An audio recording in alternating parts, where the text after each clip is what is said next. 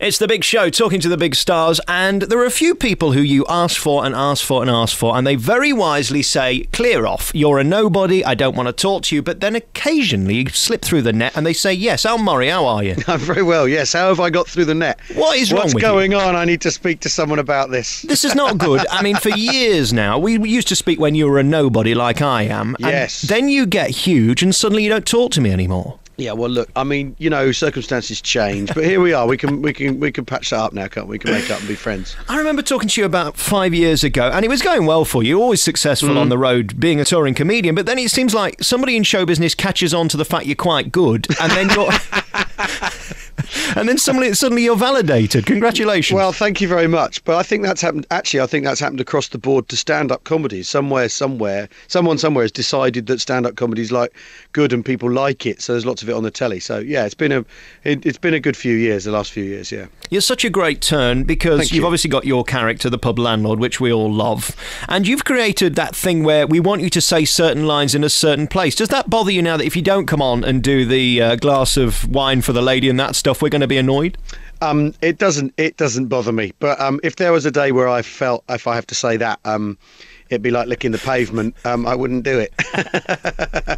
And in terms of your appearance, I mean, we had Rosemary Conley on the programme recently, and I was thinking about you because it must be very hard continuing to keep the weight you are because, of course, you're on tour, and we know that every touring comedian is slim, but you can't really be that delicious. Not that I'm saying you're fat. Well, the thing is, I get away with quite a lot because of the way in looking a bit larger than I am actually, because I wear my trousers around my middle and.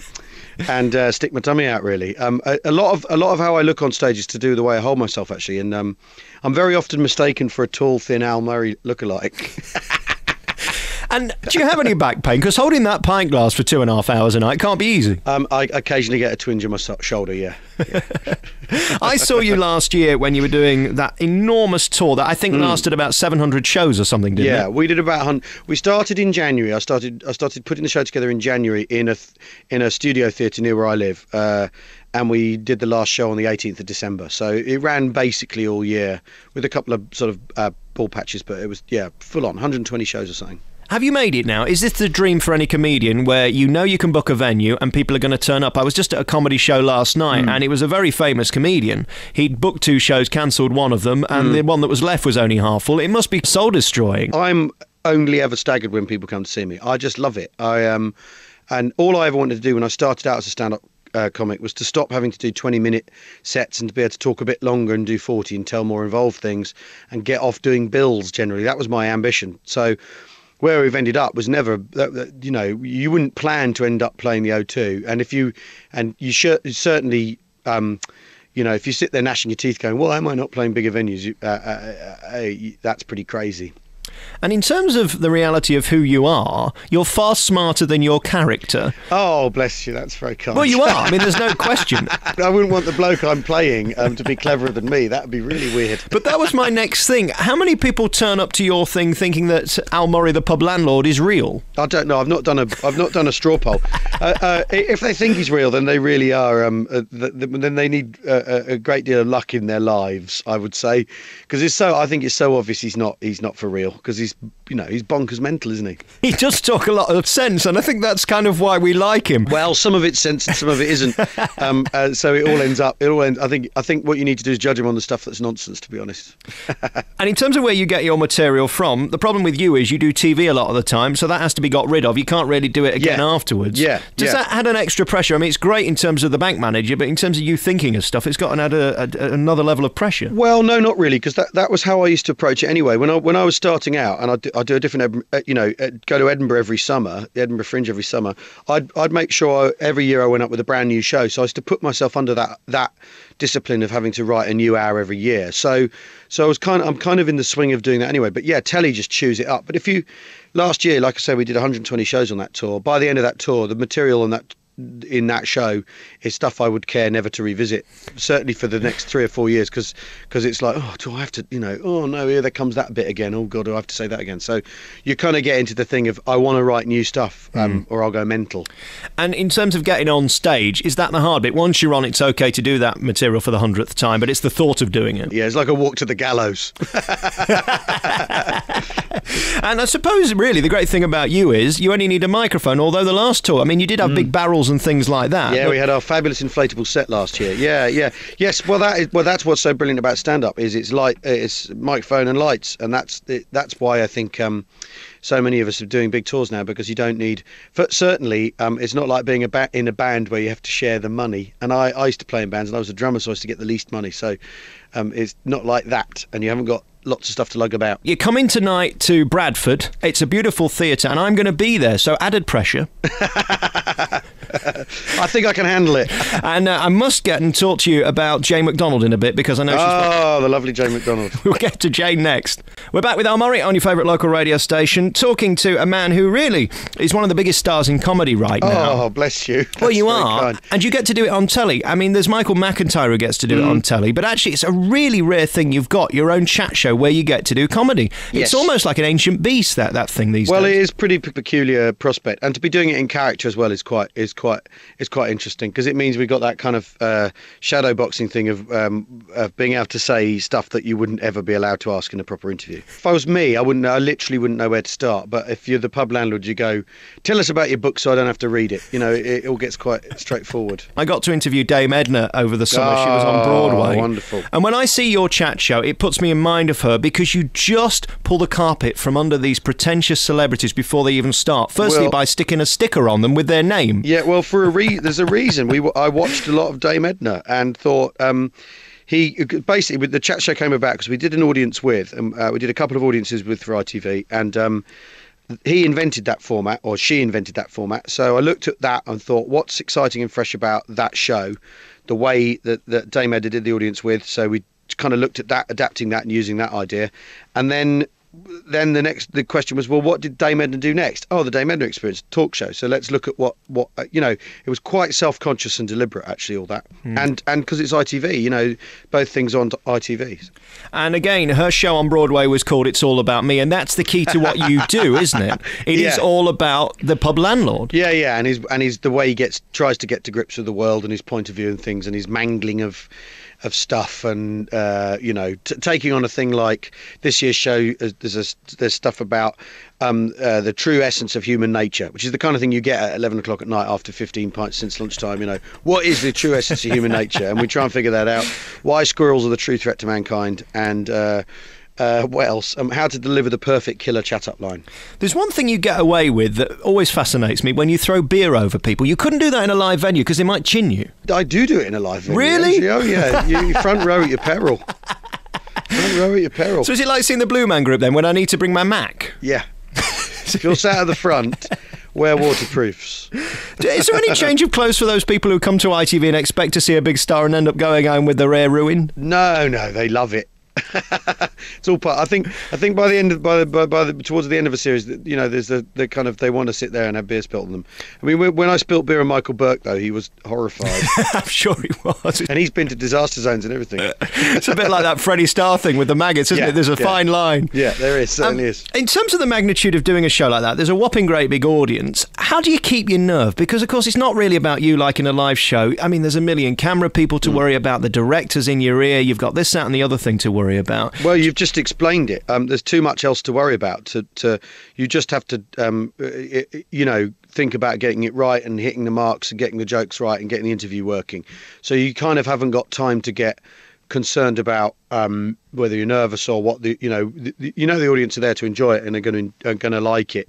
But I mean, the really interesting thing about doing TV is it's when you finish the show, you've finished it. You can't go back and fix it. You can't say, oh, can we interview that guy again because I missed those 5 jokes, or wouldn't it be better if we'd done this, that, the other? So you have to sign off on it. And that's for me, the thing I find really interesting about TV is the creation of it is more disposable than stand-up. You put it, you've done the show, you've got to do next week's now. You're in a great place as well. You're almost like Ali G, where they've got to come on because you're the biggest thing on telly, but they know they're going to have to take some hits. That's brilliant, isn't it? There aren't many shows where you do that. Well, certainly, yes, that's quite true. Although when we first started, there were some people sat there going, what on earth is going on? But that was quite good fun. And I suppose the Americans, they're the ones you need to get on now who aren't in on the joke. Yeah. But they're cool. They tend to be cool, actually. They're smarter than the average. We've had one or two people who you think their hair's going to fall out any minute if I carry on, but the interview's been written, so I've got to hit my gags and stuff. All right, we're going to come back next and talk about the dog next to you and your life as well. When I look at your lineage, I mean, what a family you've had. I mean, posh, I'm not saying anything. Oh, no, we're not posh. We're not posh. All right, we'll come back next with Al Murray on your favourite local radio station. We're back on your favourite local radio station. It's Alex Belfield talking to one of my favourite people who right now is at the top of your game. I want to talk about life on the road because as glamorous as it may be in front of the curtain, I always do feel a bit sorry that you kind of scuttle off into your car and then have to drive home 5 hours after a gig. How do you accept that come down from the incredible applause you get at the end to just you in a car with Radio 4? Well, that's a good question. That's a really good question.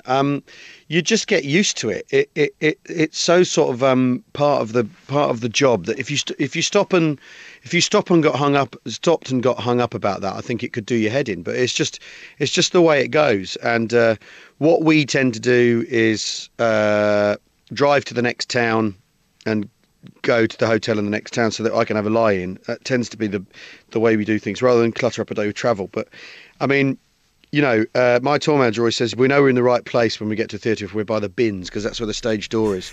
So I'm intimate with the bins of most towns and cities in the UK. When you see that poster and you see you've got to be here, there and the other place for the next year of your life, does it almost intimidate you in a way? Because at the time when you're at your most wealthy and at the top of your game, you can't really enjoy it because you've got to keep working. I mean, to be completely honest with you, you look at the schedule and you think, could someone at the office please buy Road Atlas and figure out that Ipswich isn't that near Bradford? But you get used to that, and I'd rather be working. It's the showbiz thing. Everyone complains when they're not busy, and they complain when they're busy. And that place you're in now, where you walk out on stage and they know who you are, I look back at your history. I mean, you've done all the crappiest clubs up and down the country. Yeah, I played some of the crappiest clubs in the country. Yeah, that's quite true. And when they don't know who you are, that's really tough, isn't it? Because you've then got to try and impress them. It must be easier now in one way. I know you've still got to deliver. Yeah, you've got to deliver, but yes, you're 5 paces down the road. You don't have to do the thing.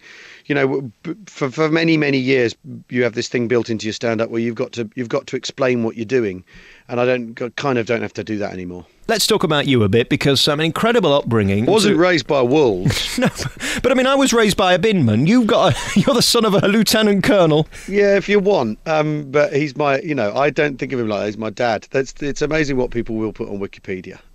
So I shouldn't believe it all. I wouldn't believe much of it. What was the year that you made it, that you actually felt that it was all worth it? When I was playing the clubs, there was a year when I think I did something like 350 gigs and the phone didn't stop ringing, and I thought, well, I've got this lick now, I can make a decent living out of it, and it's all ticking over, and I'm starting, I was headlining and I was able to do longer sets and stuff, and that was the year where I thought, well, I kind of know this job now.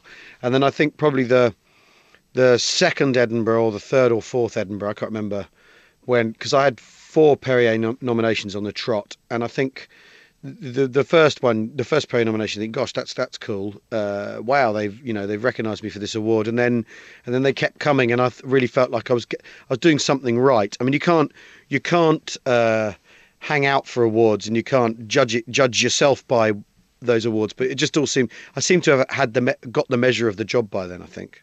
But there's never a point where you think, phew, I'm home and dry, and I don't have to take my foot off the gas. Was there one gig when you thought, that's it, I've mastered my art, it went well, and I can learn and only move on and get better from here? Yeah, or does it not work like that? It does work like that. There's the 4th Edinburgh show I did a show that was called And a Glass of White Wine for the Lady.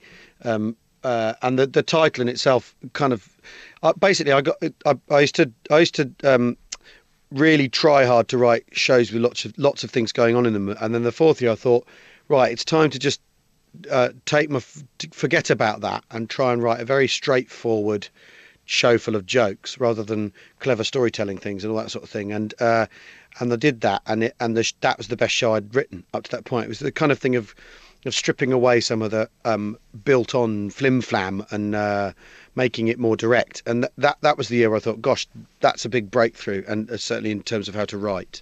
And it's all about writing. Being a stand-up is all about writing. It's a writing job, you know. How do you know that? This is what I find most fascinating, because I watch those morons on X Factor who think that they can sing like Elton or perform like Madonna, and they can't. How do you know you're actually funny? You find out pretty quickly. Let me tell you that much when you get on stage. Yeah, that's what appealed to me about stand-up in the first place. Is I sort of did acting and stuff at school, and you'd think I really enjoyed it, but the extra appeal of stand-up is you find out pretty quickly how it's going. You know, it's not like doing a play and then never being, you know, for 2 hours a night and them clapping at the end, and then you're not hired again. You think, oh, what happened? If you go on stage and they're not laughing within the first couple of minutes, that's a pretty heavy clue to how you're doing. How do you feel about those comedians that more or less are actors and are given a script to be funny? Is that almost like going in through the back door? I think that's cool if that's what they want to do. I mean, I'm never going to knock anyone for taking on doing stand-up, because it's incredibly... when it's bad, it's horrible. When you die, it's bad. And so we all have that kind of understanding amongst each other that when you die, it's horrible. And so I wouldn't... You're not going to get me to... I wouldn't ever say, oh... they shouldn't be doing that. I mean, it's interesting that's happening now, because that used to be very much the American model. Way of getting film parts is you get yourself a 12-minute stand-up act and all that. But you know, I very much see being a stand-up as an end in itself. And what about me borrowing your material? Oh well, if you can't find anything decent to fit, by all means do, as long as you know, like on Twitter, as long as you credit the retweet. Oh right. Yes, that makes it okay. Yeah. All right, we'll come back next with our remaining moments then with Al Murray. He's the big star touring the UK, and you've got a DVD out, a book out, Toilet Cleaner, DVD, a new series on BBC 2, of BBC 4, all sorts of things. Oh, we haven't got time for any of this, have we? Really? No, probably not. No. We must press on. Yeah. We're back with our remaining moments then with Al Murray today, coming to Bradford tonight. And of course, the thing about you is you're all over the place at the minute. Books, publishing, yes, tick. New DVD out, tick, yes. You've got the new series, an interesting one. I had an email about this the other day. A new programme for BBC 4. Yeah, that's right. Al Murray's German Adventure. Yeah. Which is a me, not as the pub landlord, me as myself. And some people may have seen Road to Berlin, which is a documentary made a few years ago for Discovery. It's me going to Germany and looking at Germany without talking about mullets, sausages, them having no sense of humour, or World War II, and looking at art, music and culture and literature. And because Germany at one point was the cultural powerhouse of Europe before the disasters of the 20th century befell it. So it's about that really, and what that all adds up to, and what we've taken and what they've taken from us. It's interesting. I worked there for a few months, and the one word I would just put to the Germans is efficiency. I mean, they don't muck about, do they? Yes, that's the stereotype that I think is true and fair. That they are super organised, and it's brilliant as well. And it makes you think that our whole kind of like bumbling way of doing things is a bit silly, basically. I've been reading about this programme you're doing, and it made me wonder whether, as well as having Al Murray, Pub Landlord, on stage, selling out across the UK, fine, tick that box. Yeah. Would you also like us to know that you've got a brain and that isn't you? Is that what this is about, the next step in your career? Yes and no, really. I mean, I'm you know, in the end, I kind of don't mind what people might think of me. And you'll never catch me writing one of those autobiography books. That will never, ever happen, because I'm not interested, and I know how unreliable my memory is about my own life, so I'm not going to write a memoir. But yeah, I mean, presenting is a thing that you get offered a lot. Once you become an established name, people are always trying to get you to present stuff. But I will only really want to present stuff that I'm interested in. So that's why we've only done a couple of presenting gigs, because until the things came along that you know, and you can get the planets to align to actually get the program away, it's kind of that thing of, I don't know if I want to do that, to be honest.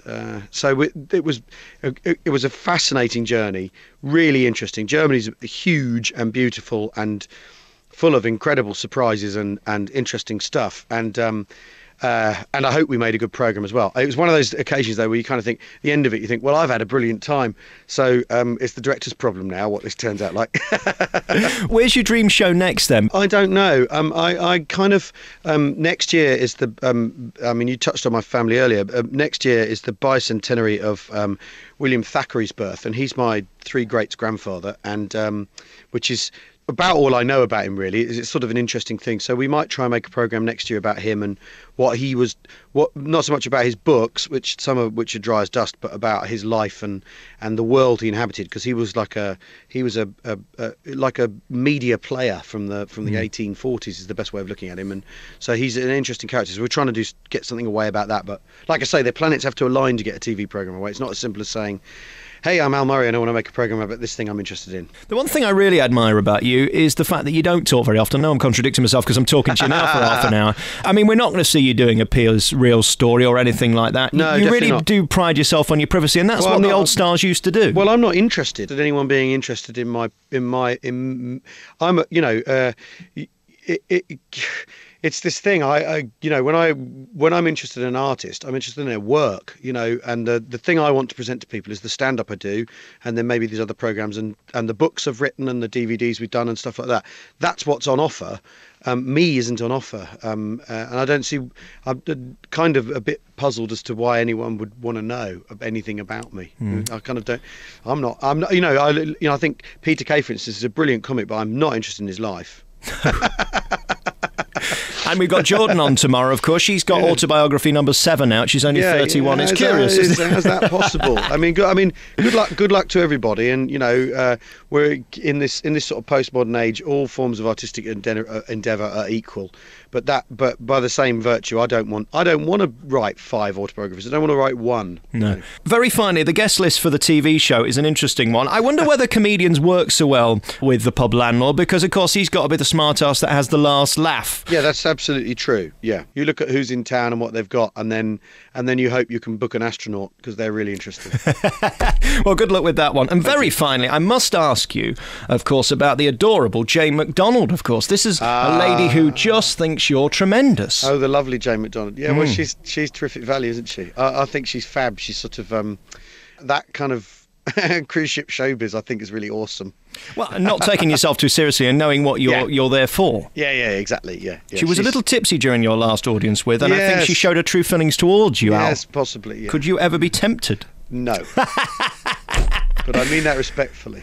Listen, you're coming to Bradford tonight, and I'm going to be there, and I'm so looking forward to it. Your last show, as all these are, more or less sellouts across the country. There's the last few tickets available, and people handing back a few, and I'm always curious about that. But there's a lot of illness around, so that's good. As long as you don't lose out, that's all I'm worried about. I ought to be your accountant. I suppose that's what you got to worry about. Are you like me, walking around like this at this time of year so you don't catch anything? Actually, yes, and I'm supposed to be going for a flu jab at some point, which I've Don't do it. I know. Well, the last one made me feel. You'll take to your bed for a week wearing a turban. You don't want that. Hey, listen, great to talk to you. Likewise, thanks very much. Great to talk to you. Al Murray is a big star. What's your website so we can find out about the TV show, the book, the DVD and the tour? www. That's the bit everyone knows, thepublandlord.com. Very nice. Al Murray, always nice to talk to you, and I'll see you tonight in Bradford. Likewise, yeah, magic, thanks.